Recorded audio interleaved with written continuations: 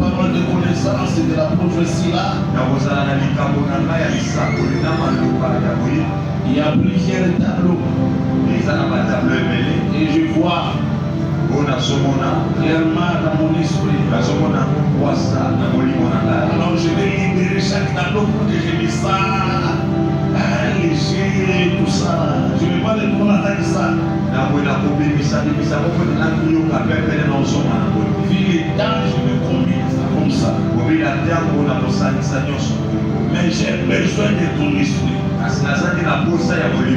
Amen. Amen.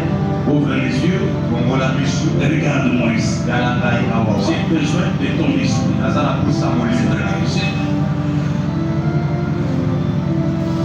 Bon, papa, ça va pas me la ensemble à l'Indio Mingue.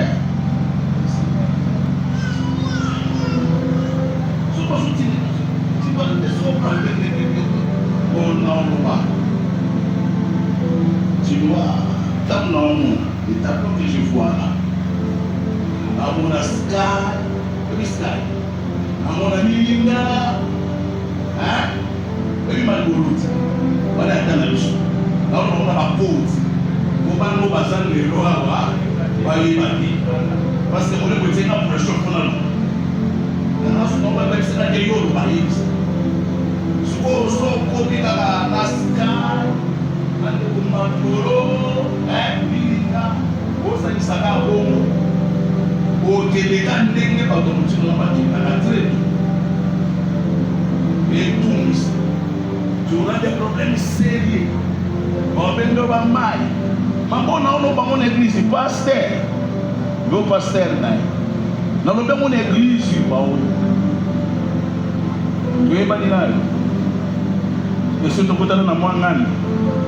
Ou bien dans l'unité, ça va me dire fou d'ailleurs. Mais le Seigneur a dit que c'est un peu bika. So dans le but que nous disons que nous tout yo kana malamu dans le but na kude bana mikeba. Donc pour petit le lo ba yeba malbo. Ah c'est que ça la kala. Ça va? Le Seigneur t'aime. Oui qui m'a donné le choix. Ça va? Passe en considération, fais un effort et tu seras sauvé. Hein? Ça va pas me tu peux t'asseoir.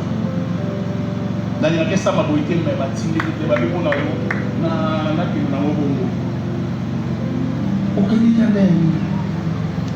Aussi lié. Aucun Italien. Oui, papa, il y a un problème. Moi, ça, il y a un problème. Mais. Donc tu es bien. Aujourd'hui je parle du combat de la destinée. Tu dois faire très attention. La destinée va être décidée par l'Éternel. Mais chaque destinée a un combat. Dans la destinée, il y a plusieurs combats. Aujourd'hui, par la grâce de Dieu, fond. Il y a des tableaux que je vais libérer aujourd'hui. Il y en a pas tout bas dans ma campo, tout là, c'est important des orientations. Bon, tout le monde dit que c'est Gloria, je vais un tableau. Maman, j'aime ça pour moi. Waouh! Amen. Je vois un tableau sur toi. Sur ce tableau-là, on a écrit consolation. Consolation. Consolation. À cause de la peau de la il y aura une consolation. Amen. Et ta consolation arrive. Parce qu'on va sera témoin. Le ciel va te consoler. Amen. Tu peux t'asseoir, Vanda. Au Fanda.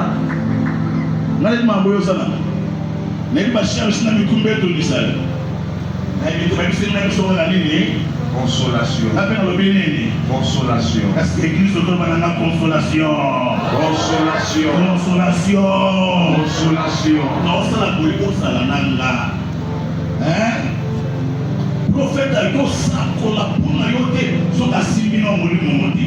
C'est difficile. Na bonzoto boye to humanité. Mais kuna na molimo mambo nyoso to humanité. Mais si madame Pierre ba moni elina Moïse. Mon la dit c'est pas maté que ça Eli to pe Moïse. Pour la dimension wana kuye banaka. Amen. Ça va? Amen. Est-ce que ça va? Amen. Voilà. Je disais ceci. Il y a des choses que Dieu a écrit dans ta vie. Décidé dans ta vie. Il faut faire tirer sa attention. Parce qu'elle a destiné à des combats. Et il y a des grands combats dans la destinée. Le premier combat dans la destinée des hommes, c'est le combat du sang. Amen. Amen. Nous allons prendre quelques exemples. Le deuxième combat dans la destinée, c'est le combat de l'environnement. Les milliers, les lieux où l'homme est visible. Et moi, psaume 89. Tu peux te tenir debout s'il vous plaît pour la lecture. Est-ce que tu es dans la joie? Mais cette maman-là, elle est tellement fâchée que j'ai dit qu'on se tient debout pour lire la parole, mais là quand même réviser. Amen.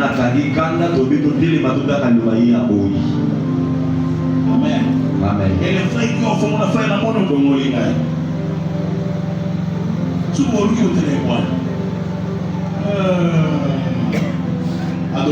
il est dans la joie. Amen. Oui, Psaume 81, verset 20. C'est ça. Alors tu parlas dans une vision à ton bien-aimé. Et tu dis, j'ai prêté mon secours dans une vision à ton bien-aimé. Il a parlé dans quoi? Dans une vision. Il a parlé dans quoi? Dans une vision. Dans une vision. Il a parlé à qui? À son bien-aimé. Est-ce que je peux dire à quelqu'un ce soir? Amen. Que toi, tel que tu es là, debout là. Moi, je ne veux pas un homme, je ne veux pas une femme. Mais je vois les bien-aimés. Tu es un bien-aimé. Continue. Et tu dis, j'ai prêté mon secours à un de vous. J'ai élevé du milieu du peuple un jeune homme. J'ai trouvé David, mon serviteur. J'ai le oint de mon huile sainte. Ma main le soutiendra et mon bras le fortifiera. L'ennemi ne le surprendra pas et le méchant ne l'opprimera point. J'écraserai devant lui ses adversaires et je frapperai ceux qui les haïssent. Ma fidélité et ma bonté seront avec nous, et sa force s'élèvera par mon nom. Je mettrai sa main sur la mer et sa droite sur le fleuve. Lui, il m'invoquera. Tu es mon Père, mon Dieu, et le rocher de mon salut. Et moi, je ferai de lui le premier-né, le plus élevé des rois de la terre. David, continue. Je lui conserverai toujours ma bonté et mon alliance lui sera fidèle. Je rendrai sa postérité éternelle et son trône comme le jour des cieux. Si le Fils abandonne ma loi et ne marche pas selon ses ordonnances, s'il viole mes préceptes et n'observe pas mes commandements, je punirai de la verge leurs transgressions et par des coups leurs iniquités. Mais je ne lui retirerai point ma bonté et je ne trahirai point ma fidélité. Je ne le violerai point mon alliance. Et je ne Et je ne violerai point mon alliance, et je ne changerai pas ce qui est sorti de mes lèvres. Je jurerai une fois par ma sainteté. Mentirai-je à David? Sa postérité subsistera toujours. Son trône sera devant moi comme le soleil. Comme la ligne, il aura une éternelle durée. Le témoin qui est dans le ciel est fidèle. Et pourtant, tu as rejeté, tu as repoussé. Tu t'es irrité.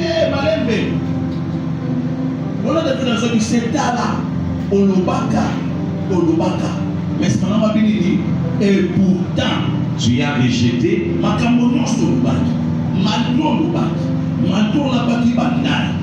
Et pourtant, tu as rejeté. Tu as fait quoi encore? Tu as repoussé. Tu as repoussé.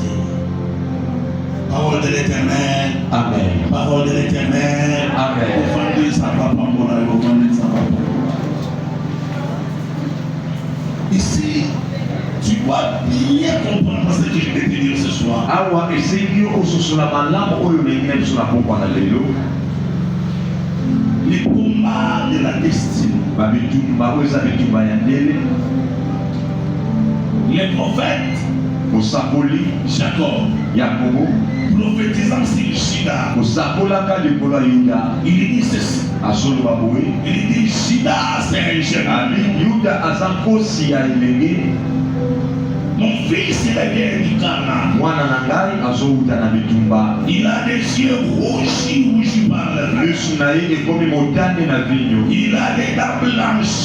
Vinyo na ye eza pembe ekomisami pembe na miliki. Il dit Juda dominera. Azoba Yuda akokonzaka. Juda dominera. Azoba Yuda akokonzaka. Il dit les sceptres du pouvoir. Abilingenda ya bokonzi. Les bâtons souverains. Nzete ya kibokonzi ne s'éloignera pas. ekokendaka te mosika ya Yuda. Il dit jusqu'à ce que azoloba kino ete le Shilo vient. Azonga jusqu'à ce que le Shilo aya. Kino Shilo aya. Et que le peuple lui soit soumis. Et les Kanabosoka et la Kissi dans le plan de Dieu, na katsa dans la pensée divine, na katsa lipanso ya bosa. s'il y aura remise et reprise du pouvoir, soki ekozala bokonzi na bobeli dans la souveraineté de Juda, na katsi ya bokonzi ya Juda fera la remise et reprise avec le Shilo. Juda nde akozwa mpe akozongisa elongo na Shilo. Amen. Amen. Donc Juda va régner. Toba ete Yuda akokonzaka jusqu'à ce que le Shilo vienne. Kino ete Shilo aya. Et que Juda pe ete Yuda prend le pouvoir, azwa prend la souveraineté, azwa tiboko, prend le royaume, azwa il mboka donne à Shilo. aleka na kopesa mona Shilo pe liboni Et le royaume pe baboko et les hommes pe na vont mibali se soumettre à Shilo. aleka na kosokamela Shilo.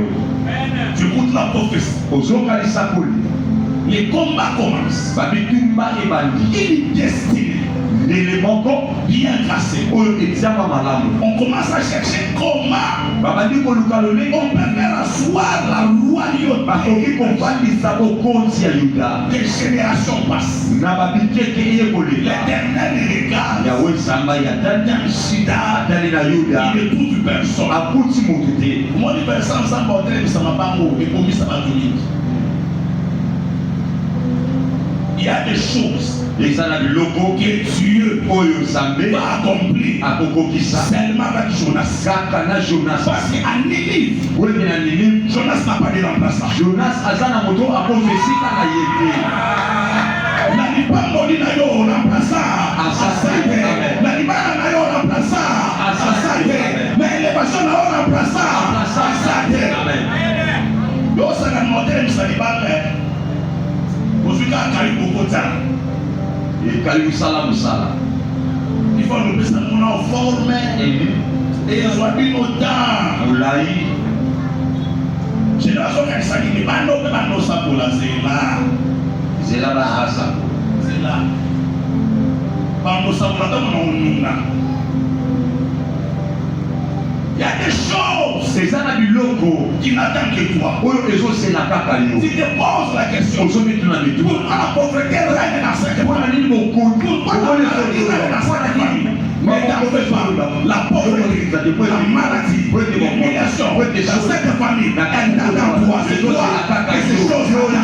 Parce que tu as des défis que tu dois relever. Tu as des victoires que tu dois remporter. Amen. Amen. Bon, la famille, papa la catégorie, papa bitula, bah on se la tire pour nous au potan. Yo so potandi. Au so combien de mois si. Bah ça la bitula. Yo n'aime pas aussi ça du solo. La bitula na kata famille. Amen. Ça passe à cause de l'on pas clôturer ma bitula. Quelqu'un me dit amen. Amen. Quelqu'un ajoute amen.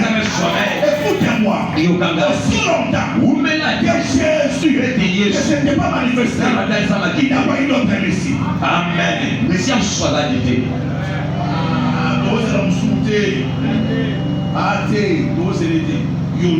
Amen. Amen. Amen.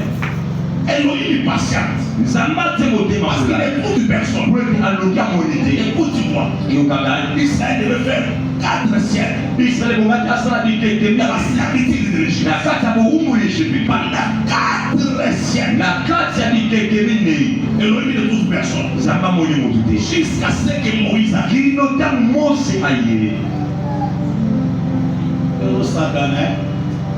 Basomba mapamu tena fanyana yozo banda. Amen. L'introduction. Songa nzila. Amen. Bakono babalini songa nzila. Batantela teli bosona yo obasha. Amen. Pastora. Amen. Mon Dieu. Est-ce que je parle à quelqu'un? Quelqu'un m'écoute. Ça va commencer pour parler avec toi. T'en fais pas. Bakufaka na âge à 40 ans. Bakufaka na âge à 30 ans. Oza moto a eu bosso. Wakati sa 40 ans. Wakati 45 ans. Wakati 50 ans. Ça va commencer avec toi. Il est patient. Il va. David s'est magnifique. Elohim dit bingo. Ce que je cherche. Il parle avec David. Il dit à David. Par les prophètes. Il dit j'ai cherché. Quand il était chez ton fils. Un jeune homme. Quoi? Un jeune homme. Il a trouvé qui? Un jeune homme. Quand il dit j'ai trouvé, c'est-à-dire il a cherché. Après avoir cherché, il trouve un jeune homme. Pas un vieillard. Pas une femme. Il a trouvé un. C'est-à-dire les vieillards sont là. Mais il a trouvé un. Jeune homme, il cherchait. Il cherchait. Il a cherché là. Personne. Parmi les vieillards. Il n'a pas trouvé dire. Il a trouvé un jeune homme. Il n'a pas trouvé une vache. Il n'a pas trouvé un taureau. Il n'a pas trouvé un agneau. C'est-à-dire, tous les prophètes sont les prophètes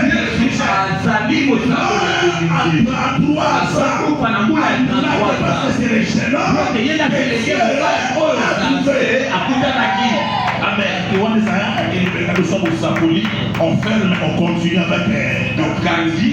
Il dit j'ai été trouvé. Il dit regarde ce que je vais faire avec toi. Toi là, non, la prophétie, les sacoli de Sida, va s'accomplir en tout. La royauté, ne s'éloignera pas. Il dit toi là, tu vas régner. Même dans ma colère, tu vas régner. Même si tes fils viennent à ma balade,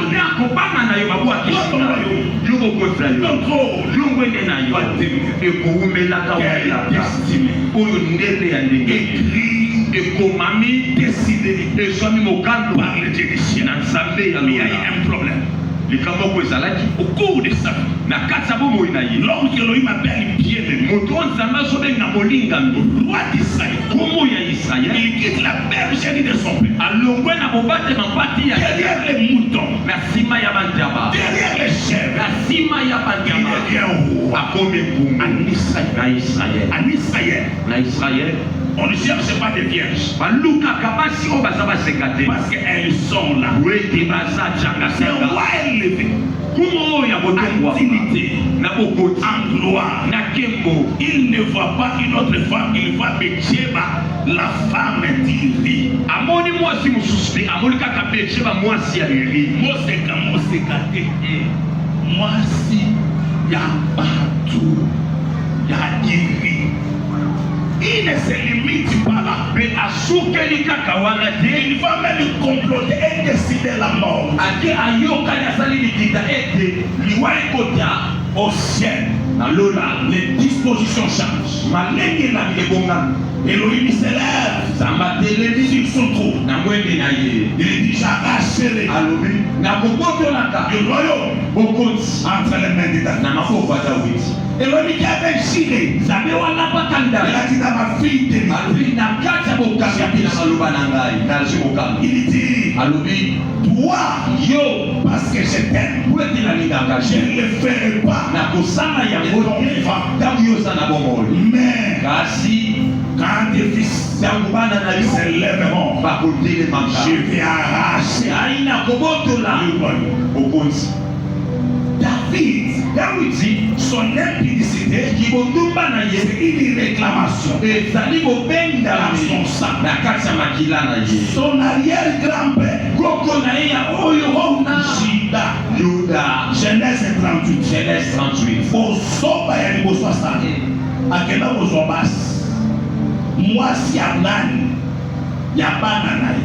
Tu trouves un papa responsable avec une femme, papa responsable na mwasi moko il sort le matin, le soir. bazobima na te bazobima pokwa Le soir, il sort de chez lui na po bazobima pa na ye pour aller chercher une prostituée. mpo na kokende koluka mwasi ya ndumba. Papa, alléluia.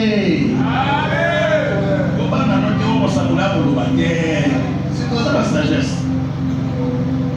Papa, alléluia. Amen. Bilenge, alléluia. Amen. Otomoli loboko na komona tableau te, ozomona te. Otomoli loboko pepe ba papa, ba bilenge. Gloire à Dieu. Yebo na Nzambe. Basi ya mozolanda libanda so batelemisa ngo na mama bana na yo toloba koza mfote bakome ata pepe yo kutu moninga batie batasakala ate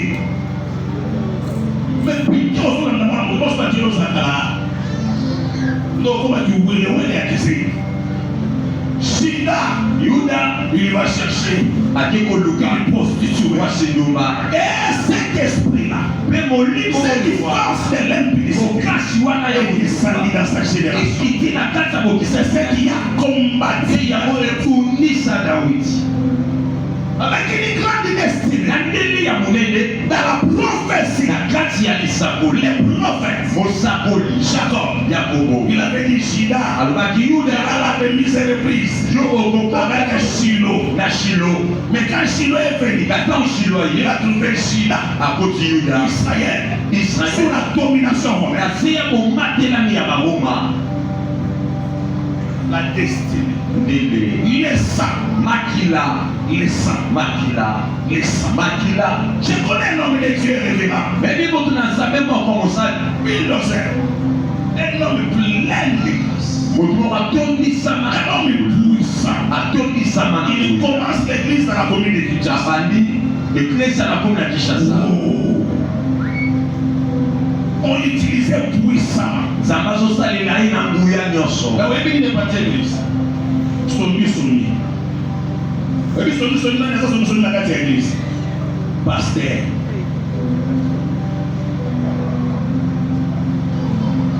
Il parle à l'âge. azoba biloko na sika Mais, kasi songi. Songa mon maman Chantal. Maman Chantal. Ah, maman Chantal, on est quelqu'un. Ah, soso, non, n'est pas soso. wana passer stationné au sasa. Maman Chantal, il faut que maman Chidi tu vas porter le bona. Même ça dit pasteur ni. Pas tout les pasteur à Bongo wana. Est-ce qu'il y en a qui sont au Bongo? L'église a séché et c'est la puissance était là. L'onction était là. Soni. Et ça y a Bango, il y a Makila. C'est dans l'air sang. Les combats de votre sang. Il faut faire direct. Nous sommes en Christ. C'est vrai. Mais la porte à porte. La romaine. Il dit pas porte. Je suis en Christ. C'est là vrai. Mais j'ai demandé. La mémoire est qui est contraire à la loi de Dieu. Une loi oza anamongo otetelaki mafumbe oza mutu ya mosala na ndako ya mutu ozalaka otetelaki mafumbe osala nini wana les sangs qui réclament je connais une servante. Mais bien au sein de l'ensemble, moi si j'étais son. Na bombi bongo naï. Son apprécié micro ou la kata pa mama kama moto. Si elle ne plus moto. Mais pité ya mama naï. Bondumba ya mama naï. Il réclamait si nanda kwa libara. Jusqu'à son frère. Quand j'ai écouté cela, j'ai pleuré. J'ai dit les combats de ta famille. Quand tous les autres là, la regardent, il y a des choses qui peuvent t'empêcher d'entrer dans ta destinée. La réclamation de ta famille, la réclamation de ton sang. Parce que ton sang aussi parle. Quand Abel est mort, ce n'est pas Abel qui parlait. Mais c'est les sangs d'Abel qui parlaient. Tu vois quelque chose ainsi là. Ton sang parle. Makilano yebi na kata makilano bino bozoizate. Kala soba na salon vieille puis yo mo mi mate. Ou mieux qu'on soit mal à l'aise. Ton sang qui l'appelle. Makilano yo sa kokami sisa yo. La musique à haut. Isaïe dit. Je te dis frère. Les combats de ton sang. C'est écrit dans votre sang. Et comment ma bongo na makila na bino? Je connais une sœur.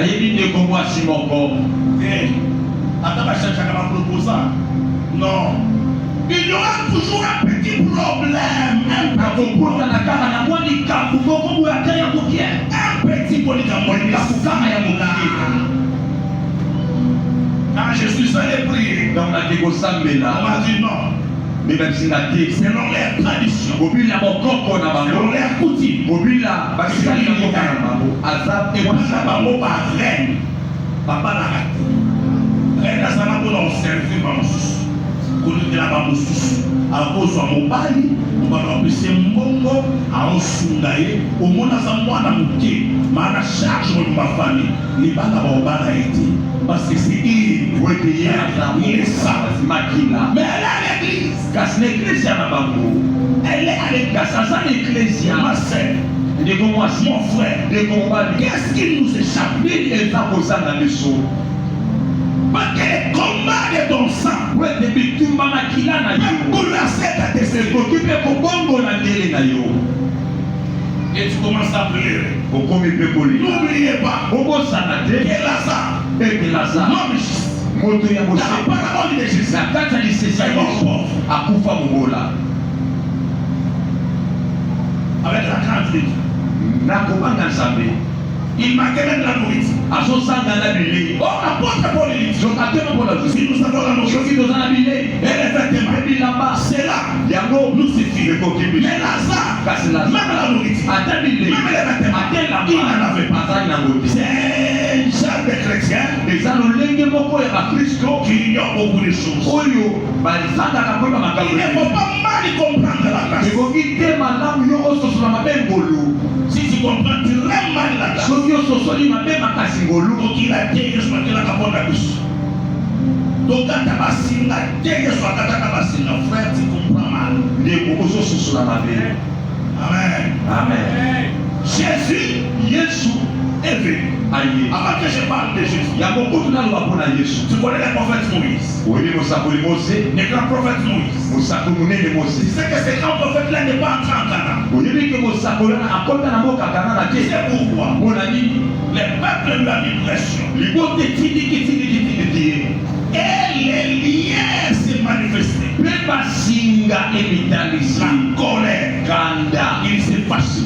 aza Au lieu koto de parler au rocher, na esika ya kolobela comme libanga l'Éternel avait ordonné, ndenge nzambe alobaka na ye il a frappé. ye abeti Il a frappé. ye abeti Et l'Éternel lui a dit, Mose, ese mose parce que tu ne m'as pas honoré, wete yo opesi moi devant de ce peuple, na liboso ya libota oyo yo na ngai il se doit Canaan. esili Vous savez pourquoi? mpona nini Babikana Moïse Otagani. Babikana Moïse Otagani. Koko na ye kombo na ye Lévi. Lévi a koko na ye. Siko Jacob alaki na bana mibale. Ezali Lévi na Simeon. Yaya soki batomboti. Soki basiliki. Yo kubeta mashete ne. Yo na mwana wakuluna te bakuluna loba bango na Kinshasa bazali. Bango bakoma bato na ville ya Sichem. Bakosi bango babiloko mosepeli na ntina. Vous tous la fête vos circoncis. bino nyonso wana tokata bino bake Siko bakati bana mibali ngenga. Bana mibali na kati ya couleur wana. Lévi na Simeon. Ils sont entrés avec les machines. bakoti na bamibala Avec les épées. bakoti na Ils bamibala coupaient la tête. bazokata Ils tuaient. bazoboma Dans Genèse 49, na kata jeunesse kanane le prophète de Jacob, osakoli ya il dit ceci. azoloba boye Simeon simeon et Lévi belewi sont des frères. baza bandeko Il ajoute. Il dit, maudit, alobi elakelama maudit, sois leur colère. kanda na bango Quand dans leur colère, wete na kanda na bango ils ont tué des bango gens. bakoma bato Sikoyo, tala Moïse abatwaye. Akutana pe na nzambe nzambe aloba na Moïse. Na moto. Mais singa. Esa. ya makila Kanda ya Lévi. etelemi na kati Etelemi se manifester. David bondumba ya sida. Etelemi et se manifester. Te dobe musika. Ya yamona mufana usala besamba. Le limba betaka moni na ndemotinga. Ndenge na oga mu makasi pembeni le limba kaka. Baluba bayibi le limba. Le limba babe na so le limba so one crash. Bayuda et bandobeka à cause de la carte église mais le problème est là.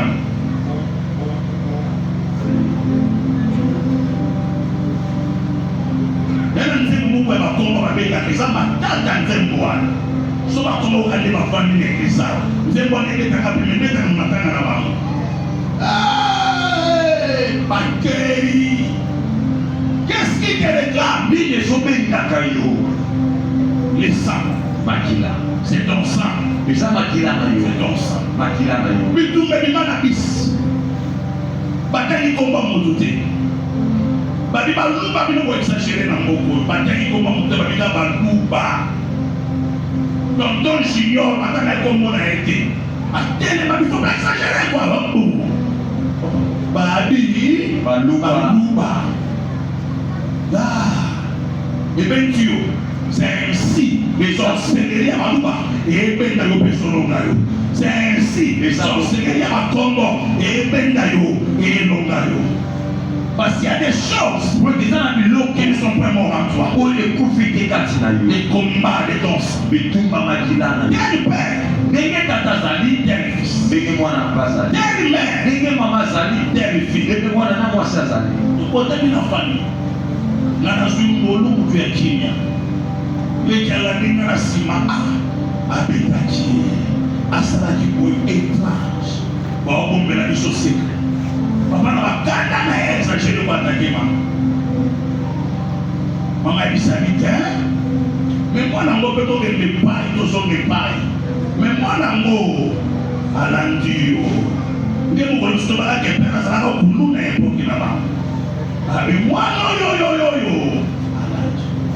nde mokolo bakatini bando abenge jambere noir nde kote uta jambere wow donc badenga nyonso tosibilawa c'est le sang de papa qui est en train de crier dans son besoin. Gloire à Dieu. Je connais. Il dit dans Matthieu, je n'ai pas amené la paix. Non, je n'ai pas amené la paix. J'ai amené la paix. Pour séparer le fils avec son père. Pour séparer la malade avec sa fille. Écoutez-moi bien.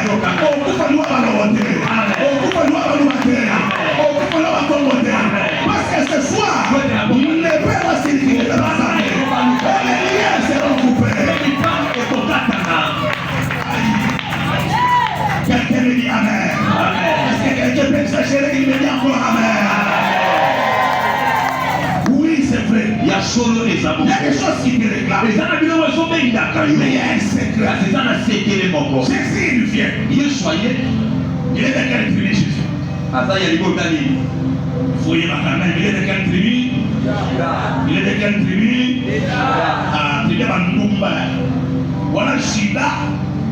Côté Anan. Côté à Joseph.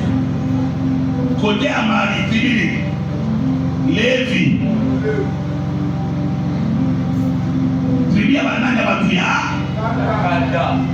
Il faut voir quand tu l'as.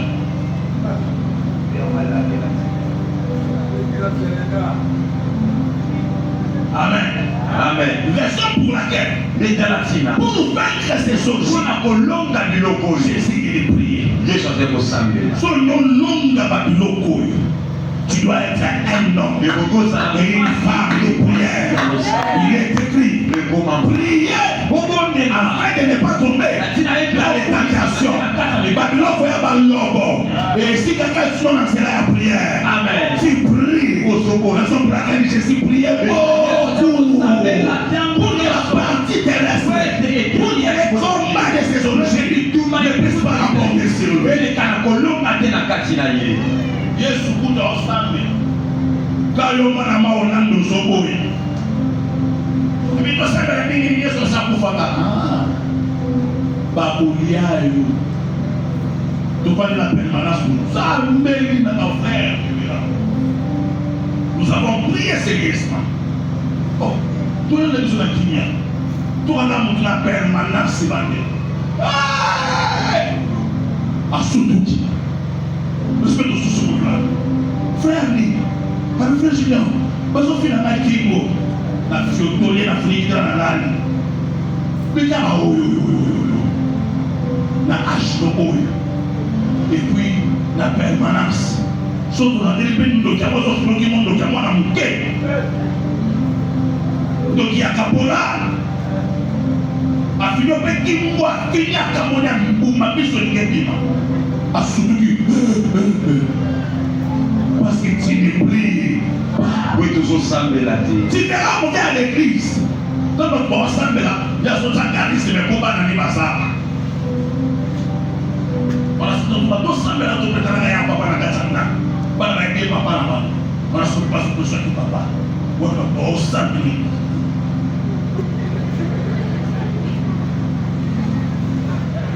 Les modérateurs transpirent. Mon camion sang va sauter au cas. Priez. On est là. Ah, papa, Chilombo, président de la République démocratique du Congo, Afukamaka, mon ami Bazinewan, Afukami, Basakoli Tozi Maboko, Tozi Nani Banza président. Quand on dit Banzuma, pour français, la moitié de papa. Oh!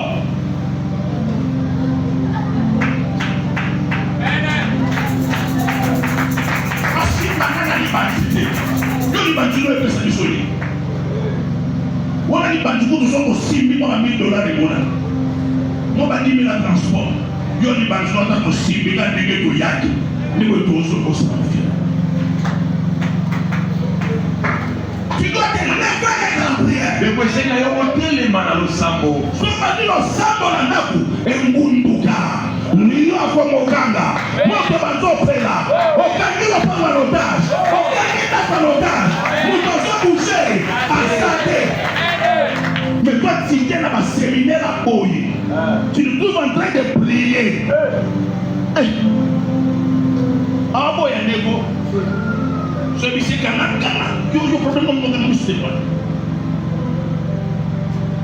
Kana, je suis pas ça, le gars. Je suis pas 1000 sous 10 secondes d'aide. Ce cas, mon dénateur a tenu pour me dans ma zone de 6 000 sous 1000 ça va tout le temps. Tu dis quoi, c'est mon dénateur? Amen. Amen. Amen. Si tu n'as pas écrit ces choses, et conserver ta destinée, tu es un homme de prière, une femme de prière. Et la otama na famille, tu otami na famille, la petite coco, comme nous sommes ma sécurité dans le bagaille. Papa, nous sommes au savon, nous sommes nous sommes dans la coco. Beti kaki apesa mungu beti na mungu bla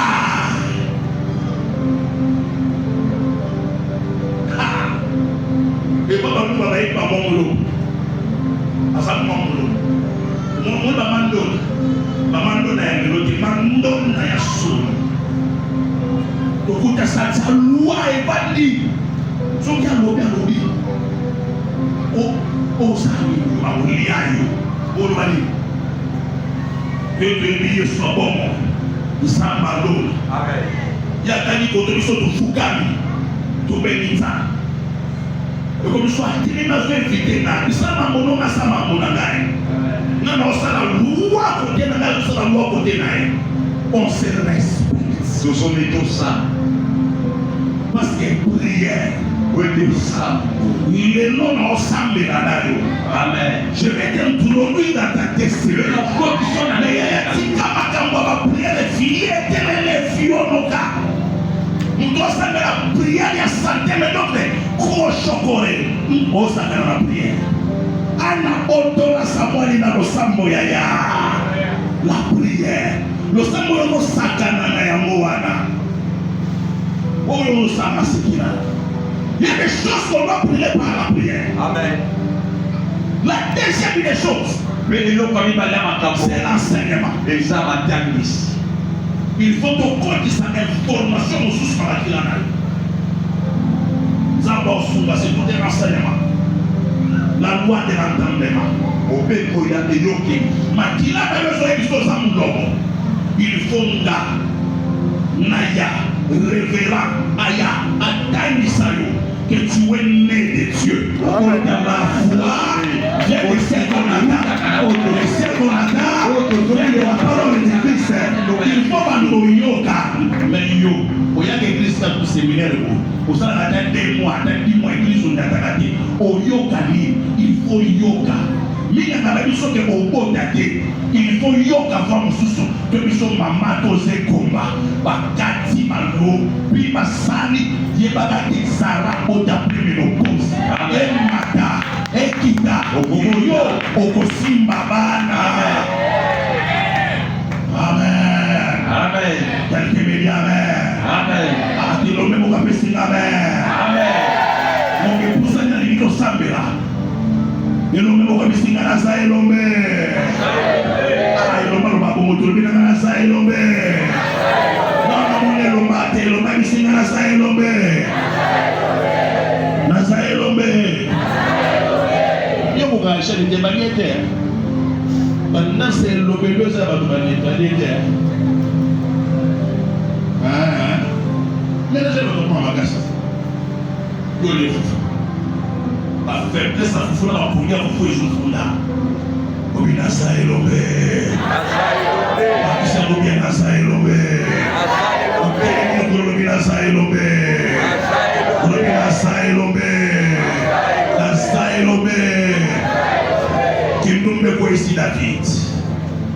kanda ekwesi Moïse bango nyonso makile ya batatema bango ezoreklame bango Yesu abotama na tasali nene abota baluki kweyaye baluki telema ye babazaka moto akanda tobeka fimbo aolakela biso mabe babeti fimbu badata kofongola munoko afongoli munoko te ata koganga akangi te beba bakende kulusu atali lona atali mabele alobi tu eta compris kandenge Yesu alonga nebo yo pe na pokwa lelo yo pozolonga olobi na adasa elombe